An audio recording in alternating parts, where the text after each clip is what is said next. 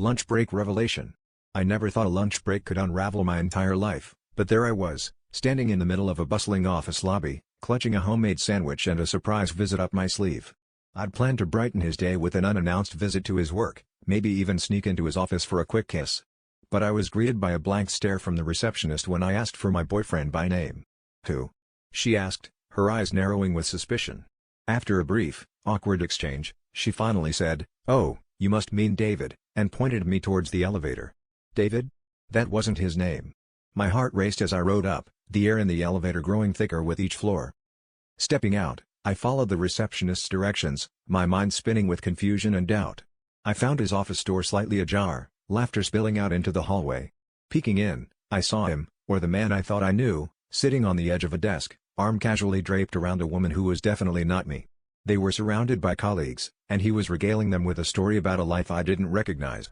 His voice, his mannerisms, everything was so different. And then I heard it, he called himself David.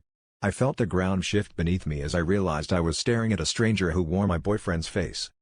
In a daze, I stumbled backwards, knocking into a plant that sent a cascade of leaves onto the floor, drawing everyone's attention.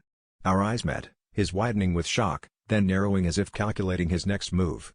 He rushed over, the woman right behind him, demanding to know who I was. I couldn't find my voice, couldn't process the betrayal unfolding in front of me. He pulled me aside, away from prying eyes, and tried to explain, his words tumbling out in a panicked rush. He was living a double life, he said. A long, elaborate web of lies that extended beyond anything I could have imagined.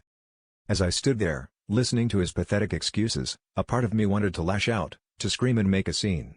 But another part was paralyzed by the realization that I had been living a lie as well, not his lies, but my own naivete, my willing blindness to the red flags that now seemed so glaringly obvious.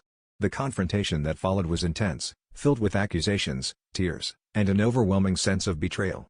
But in that chaos, clarity emerged. I walked out of that office not with a broken heart, but with a newfound determination to face my own truths, to rebuild my life on a foundation that was real, not the fantasy I had been so desperate to believe.